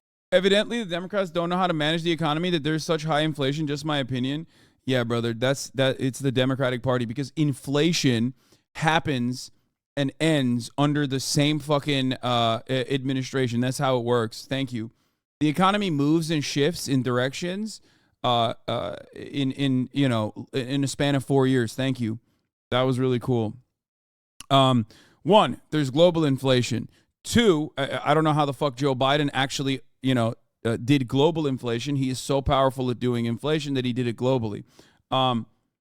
Two, if you are even operating on like neoclassical macroeconomic principles, then how the fuck do you place the blame on the Democratic Party? I don't even personally believe half of that shit, but even I recognize that, yeah, if you fucking open up the money cannon on the one end, as Trump did, and also literally offer tax breaks to corporations and tax breaks to the wealthiest people in the United States of America, and then open up the fucking money cannon in the form of PPP loans that will never get realized, in the form of obviously the Trump bucks as well, which was a good thing overall. Like, yeah, you think that played a larger role in inflation than, I don't know what the fuck, I guess like the war in Ukraine, which somehow is the Democrats' fault as well in this situation? Like, as much as I love criticizing the Democratic Party, some of these things are beyond their control. Now, you can make an argument that the Democrats could have done better deflationary mechanisms, but then you arrive at like fiscal policy instead of monetary policy, because on the monetary front, they're doing literally what the monetary side is supposed to do, which is, of course, increase interest rates to try to scale back on new hiring and try to reduce the tightness in the labor market, you know what I mean? But even then, it's not working, because inflation is not operating on the boundaries of macroeconomic principles that you understand from school, that you learn in school. And that's precisely why so many people are just basically doing astronomy, including Pulitzer Prize winners and including Nobel laureates talking about our astrology, not astronomy. Fuck, I fucked it up again. God damn it. I always fuck it up. Fuck. Sorry. Anyway, including all the best economists out there who are just basically throwing shit at a wall and trying to associate the reasons why the economy is bad with their own pet project, their own personal perspective. I was on a fucking roll too, yeah. In a nutshell, Democrats typically mend the economy through neoliberal policies, and conservatives struggle to uphold the already flourishing economy, effectively making it worse for the long term. But I don't agree with that either, because what the Democrats should be doing is not mend the economy through neoliberal policies to try to make this like made up structure work, but instead actually push for socialist policies, or higher degrees of socialization, higher degrees of spending not on the military-industrial complex, but rather higher degrees of social spending on areas that are in dire need of improvement, fixing the roads, building a robust public transit network that commerce can thrive on, okay? railroads, things of that nature, socialized medicine, socialized housing.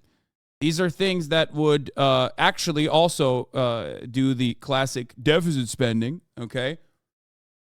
Except this would be in a direction that genuinely improves the material conditions of the American working class and also genuinely improves the American economy in the long run.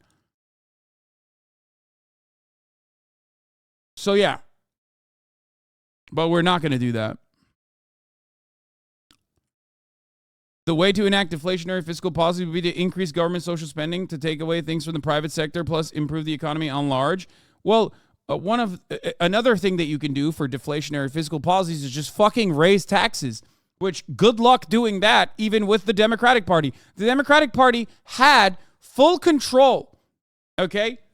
The Democratic Party had the ball in their court under the Obama administration, okay, where the Bush-era tax cuts for the wealthy were slated to sunset, and Joe Biden personally sidestepped Harry Reid to make those sunsetting tax cuts permanent. So there have been moments where the Democrats have not only like dropped the ball, but picked the ball up and fucking spiked it. So no, it is by design. How the fuck are we watching the Republican Party implode and we can't glow for more than 20 minutes without falling into infighting again? I don't think this is infighting. I mean, this is fun. This is great. I love this. I love watching shit like this happen. But obviously, at the end of the day, someone brought up neoliberal austerity that the Democratic Party implements that like saves the economy, but it saves like the current broken economy or broken understanding of the economy.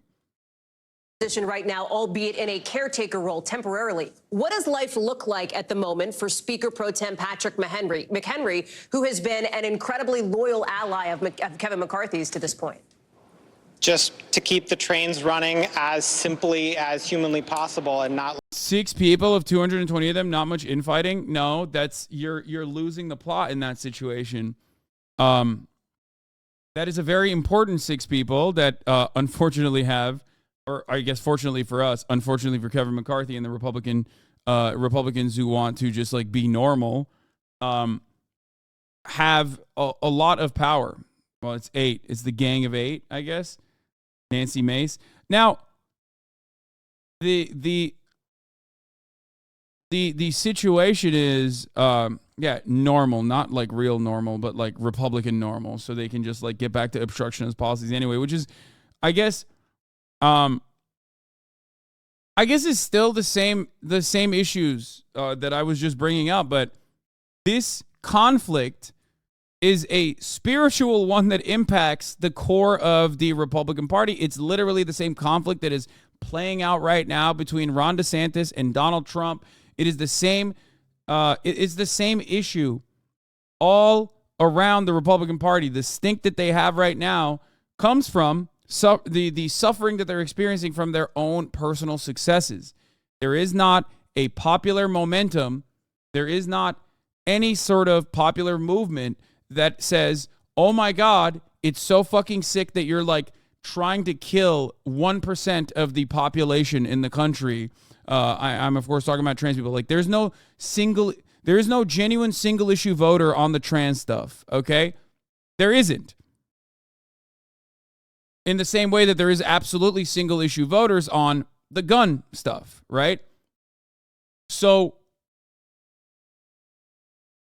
the reality is that, and not even 1%, exactly, like there's no appetite for this. There's no appetite for a national abortion ban. There was no appetite for eviscerating Roe v. Wade. There was no appetite for any of that beyond like marginal Republican bases of support. Okay. And once they actually ended up doing the damn thing, once they actually ended up following through on their 35-year project, all of a sudden, you can't even lie and be like, no, actually, we're not on board with like criminalizing abortion so that people who have ectopic pregnancies in places like Texas fucking die at the operating table because doctors are too terrified of going to jail for operating on them for a medically necessary abortion. So that is something you can't lie about anymore because you did it. You fucking did it. Before, you could have just dangled it in front of the fucking stupid evangelical Protestant Christians and been like, yeah, I totally want to do this. I totally want to do this. Oh, Democrats, on the other hand, they want to fucking kill your baby after it pops out of your pussy. They kept saying that. They kept fucking saying that, and they could get away with not really doing anything beyond the red tape and the trap laws and not criminalizing abortion, but basically making it impossible to get an abortion, especially if you're poor in one of these red states. But they had to fucking push further. You know? They had to do it. So now, when you actually follow through on some of those policies, especially ones that are so tangibly and immediately ruining the lives of people, including Republicans in red states, like Republican women in red states, Republicans who have daughters living in fucking red states who can't get an abortion, who are fucking terrified, right? All of a sudden, when you do that, there isn't a cognitive bias that can help you in that situation unless you're like completely fucking schizo. You're done. You're cooked. In the past, Republican voters could do that fucking Pew Research always comes to mind, where Republicans don't believe their own policies when focus tested on their own policies. Like Republican voters will be asked about Republican policies and they'll go, nah, they would never do that. Right? That confusion can no longer exist when you do the things that you've done that immediately impact the Republicans' daily lives. What the fuck are you talking about? Why are you getting so mad if you don't know what I'm talking about? Like, that's your own confusion. You have the opportunity to go on Google and look this up. But instead, you're like, you must be lying to me because I'm confused. Why do you get so angry? Anyway. Let's continue. World. I mean, look, my family came to this country from Cuba because this was the beacon of democracy, right? The place where everything worked well, where people disagreed but shook hands and then figured it out. Well, that image is disappearing, and the United States is going to have less of a moral voice on the world stage as a result of this. So the consequences are real. I know it's easy to dismiss this as just more DC chaos. This is annoying. Who cares? They'll figure it out. No, this is a big deal. Congressman, thank you. In 1 hour from now, we will see the Republicans meet, according to sources talking with members of our team, to figure out the next steps forward. Yeah, the delicious irony in this situation is that Matt Gaetz was so mad that Kevin McCarthy had to pass a spending bill that was already previously negotiated on by siding with the Democrats, that he sided with the Democrats to oust him. That's a win-win for the Democrats, man. That's it. Anything else? John Allen. The chaos is the point. Matt Gaetz and those with him love chaos. They want it to look like Washington can't function, so they win when it doesn't. Eugene. I'll be paying attention to who's president, who's absent. Secretary Castro.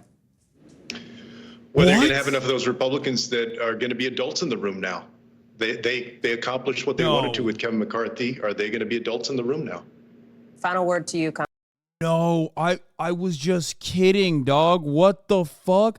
Gates' ouster of McCarthy draws attention to his ethics issues. Representative Matt Gaetz is facing a House committee inquiry into allegations of sexual misconduct and misuse of funds. Representative Kevin McCarthy has argued Mr. Gates' motive against him is payback. Oh my God.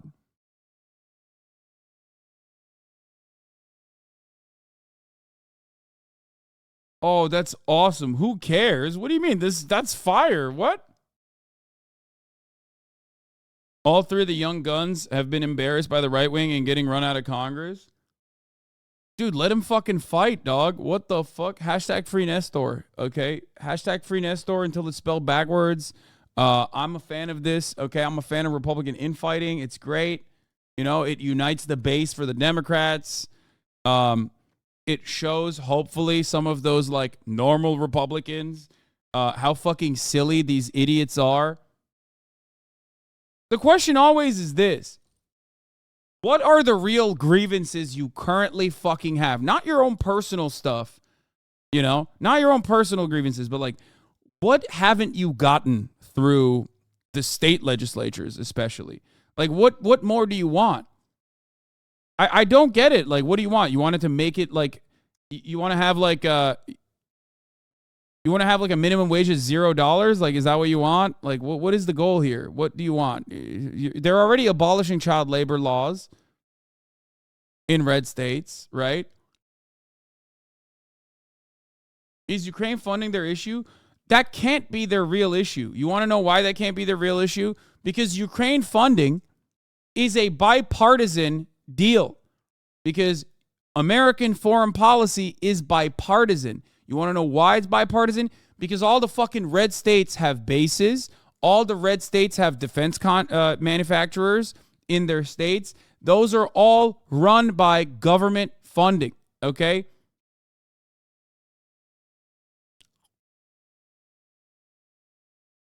You have to understand blue states as well, of course. But I'm simply talking about why Republicans, like, and their anger towards the Ukrainian funding is bullshit and not real. The reason why it's bullshit and not real is because Republicans have military-industrial complex companies in their fucking states. Chip Roy goes after Gates. Oh, well, let's see. Let's hear it. Call me a rhino. You can kiss my ass. Look, I've spent a lifetime fighting for limited government conservatism. I want Republicans to call Matt Gaetz a pedophile before the day is done. That would be fucking excellent, okay? Oh my God, that'd be so sick. That would be so fucking sick. Please, just call him a pedophile. I have laid it all on the line.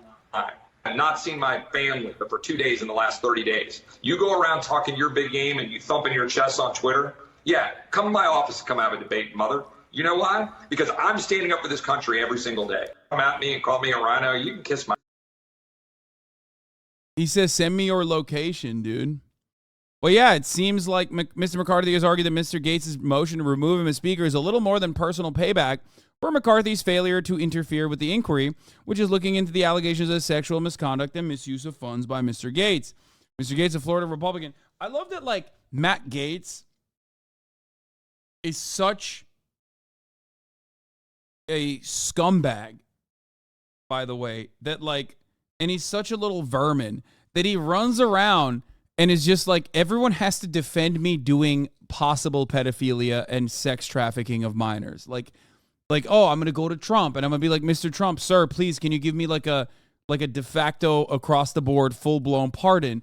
Or Kevin McCarthy, you have to defend me. You have to defend me. Like, oh, what if there's an ethics committee investigation into my actions? It's like, what are you, fucking crazy? Like, what are you doing?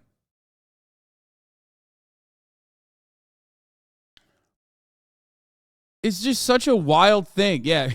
Sir, Mr. President, can you please give me a preemptive pardon for no reason? I swear I'm not a pedophile. Please, can you do that for me? Is what Matt Gaetz said to Donald Trump. Something any innocent man would do? Yes. Who amongst us has not asked? Who amongst us has not asked the fucking president for a preemptive pardon for a crime that they have not committed, according to them? It's pretty normal and good, and it happens all the time in all of these circumstances. He posted a picture on social media on Sunday of himself glowering as, what the fuck is that? Oh, glowering as more than a dozen guns were being pointed at his head. Since the spring of 2021, Mr. Gaetz has been under investigation over allegations he engaged in sexual misconduct and illicit drug use, shared inappropriate images or videos on the House floor, misused state identification records, converted campaign funds to personal use, and accepted impermissible gifts under House rules, among other allegations. By the way, still not enough. Still not enough to just fucking take him out. Okay? Still not enough. He's like, I want to do all of the illicit things. Okay? The secretive congressional investigation was paused while the Justice Department carried out the related investigation of Mr. Gates' conduct, including allegations involving sex trafficking and sex with a minor. In February, the Justice Department decided not to bring charges against Mr. Gates after concluding they could not make a strong enough case in court. That is fucking such bullshit, by the way, because they have Venmo records. They have literal Venmo records of him. Why is he giving $700 on Venmo to a 17-year-old? And his fucking bestie is currently in jail. His bestie is in jail, dog, for sex trafficking. He's a nice guy. What? Brother, the double investigation that was being conducted into Matt Gaetz and his fucking bestie in Florida ended with his bestie in Florida going to jail, okay? He's in prison now for the same shit that Matt Gaetz was being investigated for.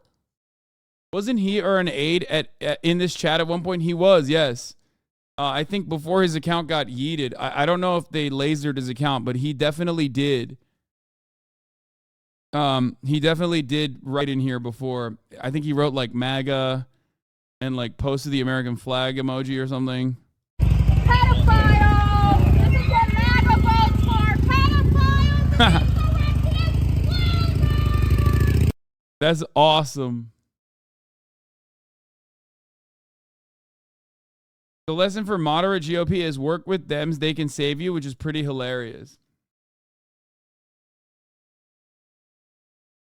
Breaking. After Republicans discovered Matt Gaetz' pedophilia, they promised him speakership. It's being speculated that this is his motivation for ousting McCarthy. Except that is a very real thing that happened one time. I hope that I assume that that's why you're making that joke. But that's literally Dennis Hastert. That is what happened. As a matter of fact, people say that the reason why Dennis Hastert was allowed to be speaker for as long as he was specifically because people knew that he was a pedophile and they could literally use that against him at any given moment. That is why the speculation inside of the Republican Party was that they could control him so that, he would never stray away from whatever the fuck people wanted out of him.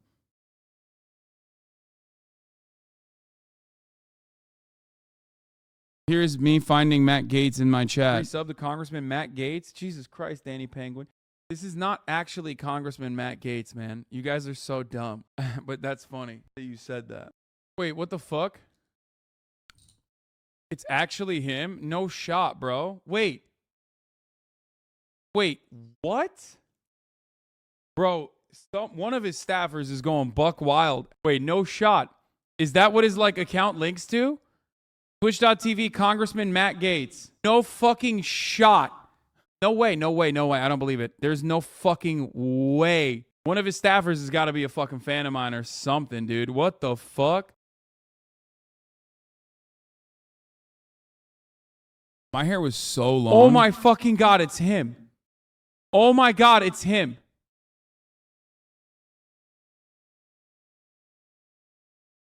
Oh my God. It's literally him. America First is inevitable. U.S. MAGA. Suspicious user ban evading. It's actually him. Wait, why does it think it's a suspicious user? Why is he flagged for ban evasion? Dude, there's so much happening right now.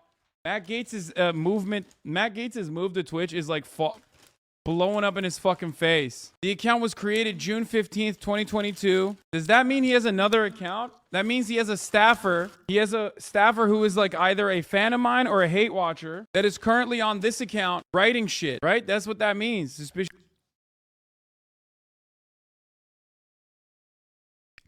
He's banned off Twitch now.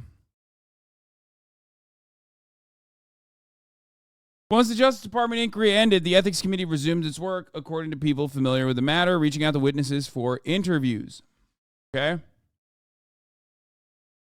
However, a person familiar with the matter said the committee, which is made up of an equal number of Republicans and Democrats, has not yet reached out to a key witness at the search at the most serious allegations against Mr. Gaetz.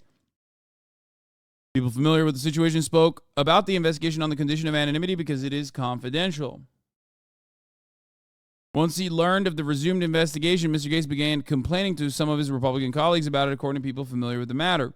Mr. McCarthy has repeatedly suggested the Ethics Committee investigation prompted Mr. Gaetz to lash out at him, blaming him for the inquiry.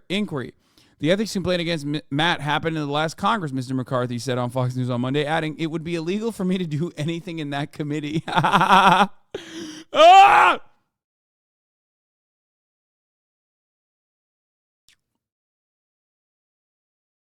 Even so, Mr. McCarthy said he knew of emails in which Mr. Gaetz stated that he believed Mr. McCarthy was behind the inquiry. Legally, I can't do anything, and I'm not going to do anything, Mr. McCarthy said. Whatever the outcome of the investigation, as Mr. Gates pressed this challenge to Mr. McCarthy in recent days, many Republican allies of the leader vented their frustration publicly with his most outspoken tormentor. I think he's just a petulant child, Representative Mike Lawler, Republican of New York, said on CNN, adding, he doesn't care about governing, he cares about getting attention. This part is true. He's getting fucking lasered right now, but it is because this is valid and true. He deserves to be fucking lasered because, let's be real, say what you want about Representative Matt Gaetz, but his friend is currently sentenced to 11 years in prison in sex trafficking case. Joel Greenberg, okay, who is a Republican Party guy in Florida, or was, sorry, not anymore, not is, but was, because now he is in prison for 11 years for sex trafficking of a minor. Hogwatch schizos. Yeah. We're going to do that. We're going to do schizo Hogwatch. Yeah, weird coincidence, that one. So, yeah. The Ethics Committee is likely to write a report detailing its findings in Mr. Gates, but it's unclear how long that would take. The panel could recommend a range of punishments depending on what the facts of the investigation uncovers. Mr. Gates said this week he would not back down. Right now, by the way, in the Republican side of Congress, you also have George Santos. Like, the one guy on the come up from all of this is George motherfucking Santos. We all forgot about, every lie he's told. Look back at the George Santos saga now with, goggles of today, and you realize, what the fuck? He's still in Congress. He's still in fucking Congress, dog. What happened to the momentum behind ousting him? Yeah, we're going to talk about the October 4th nonsense in a bit. It's pretty cool. Oh, here, this is a great one. Matt Gaetz, I say we change Florida's welcome signs to this. There's no age that you can't be sexy. Obviously, interesting coming from a person who, I don't know. Under investigation. Other issues tonight, they can't even vote on those issues because there is no Speaker of the House. They need to elect a Speaker of the House. That is the next order of business here. That's why they will be That's the only next order of business in perpetuity. Just about an hour or so in the House GOP to try to pick up the pieces, try to figure out what's next, and try to figure out whether or not Kevin McCarthy himself is running for Speaker. That is still an unknown. There's no answer to that question at this moment. What will Kevin McCarthy do? That is significant because if he runs, he will have a sizable amount of Republicans. We probably have more than 200 Republicans voting for him to become Speaker, but he will not have 218 Republicans. That is the magic number. Who can get 218 Republican votes? At the moment, nobody, especially if McCarthy runs again. So many questions right now about what is next. McCarthy himself not answering questions. He's huddled up, meeting with his advisors, his close allies in the Speaker's office at the moment. But we'll see what he has to say if he goes to that conference meeting, if he makes himself a candidate for Speaker, if he's ready to fight it out. But a lot of these members, Anderson, just don't want to give Matt Gaetz a scalp of sorts, don't want to give him a victory. They are furious at Gaetz. They believe he has thrown this institution into disarray. And the last thing they want to do is give him a victory. But that could only mean if McCarthy runs, things will be bogged down and paralyzed for some time. So the Republicans are going to be meeting tonight, this evening. Can you just talk, Mondo, what you are hearing from Democrats about the Democrats' decision not to throw a lifeline to Kevin McCarthy?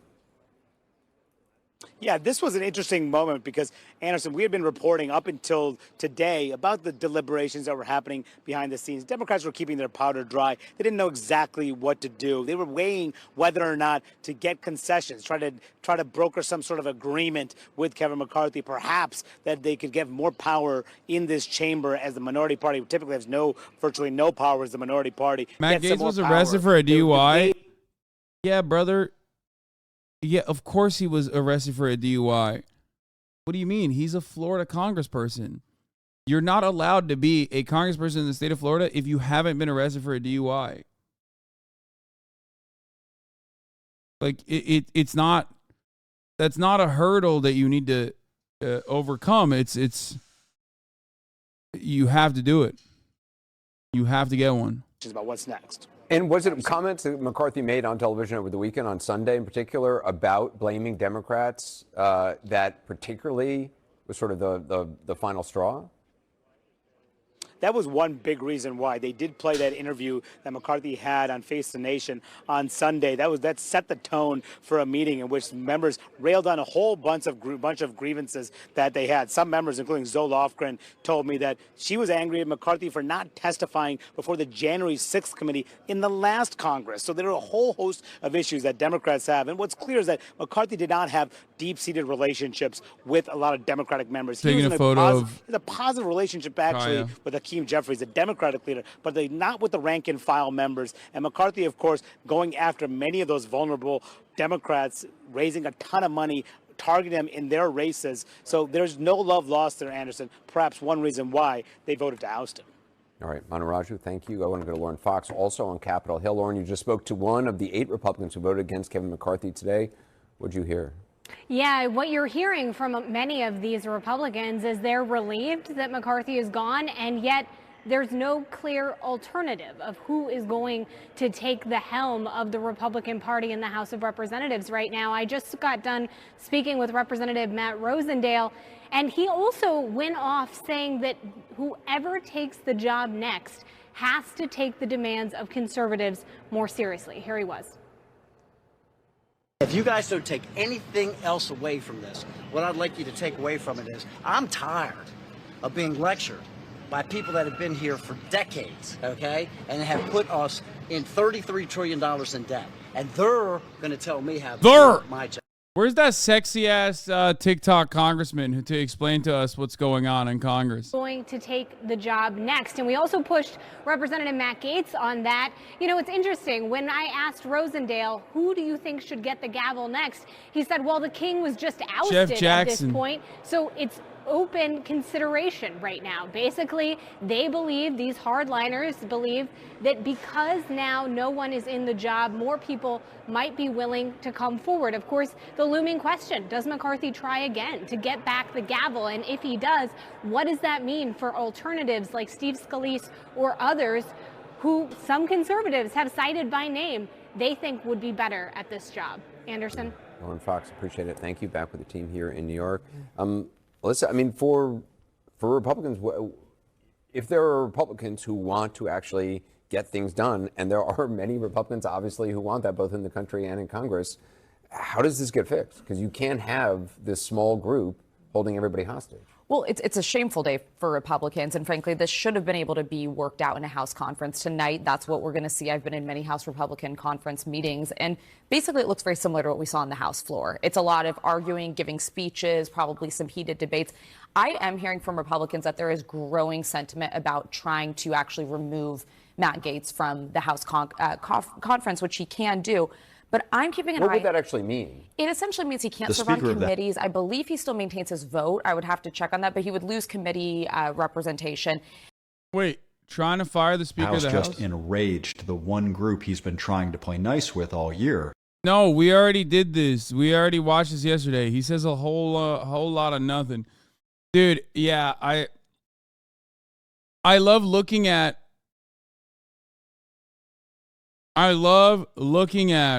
a historic fuck up that is like absolutely blowing up the Republican Party and saying, wow, they really should have done the force to vote on the Democratic Party. It's like no one took it up because it was a dumbass idea.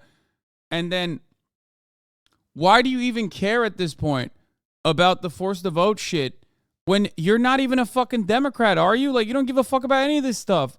I thought this guy just like completely left the left. Why is he still tweeting about this shit? Day after day, we are shown that force to vote was correct strategy. Like, he hasn't given up on this at all. It's all petty grievances for this guy, I think. No politics whatsoever, you know what I mean? He's still talking about fucking force to vote.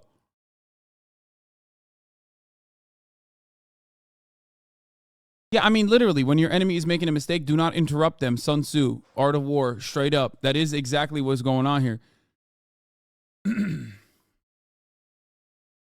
Like, what policy positions does Matt Gaetz even have, but what is he getting? What concessions is he getting?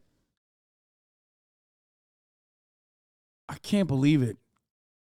Imagine the energy, enthusiasm, and power to make demands the left could have had if they were more like Matt Gaetz and less like themselves. Don't forget that the liars in the lefty media who slandered us and lied to protect crooked politicians such as Cenk Uygur, Ryan Grimm, etc., etc. Yeah, these are all like wrecker activities, okay? Wreckers can come in all shapes and sizes and all different kinds of backgrounds. They can also do this like right-wing wrecker shit, which is odd because usually when I think of someone behaving in that way to like to break through the ranks or like try and desperately, I don't know, remove or destroy any sense of solidarity, anything like that, even the force to vote shit is like silly and it's on a different level. But and I don't give a fuck about like the solidarity in the Democratic Party. But wreckers come from all different backgrounds. Most of the time they're anarchists, right? Maybe Trots, you know, CIA, that sort of shit. But then now you got right wingers too, who like who ride the aesthetics of being a supporter of the working class, but then also almost always hit that the real support for the working class only comes from the right. Like there's a real shift, there's a real attitude shift in the Republican Party. They genuinely care. Yeah, these new MAGA communists, dude. What is this? Tommy Tuberville banger? Senator Tuberville with the most Senator Tuberville take on the speaker drama in the House. If you lose your head coach midway through the season, things don't work out too well. Oh, God, I love that. I'm not an anarchist, but I'm wondering why you hate on them so hard. I mean, I think anarchists are very important for pushing social change on the ground and doing direct action. But if you want to know why I get so fucking mad at anarchists, like literally look at my Twitter replies. Okay? Look at my Twitter replies and you will see all of these like NATO defenders who claim to be anarchists or radical people with radical politics, revolutionary politics. And they almost always are somehow anarchists. It's odd. Damn, this guy's good.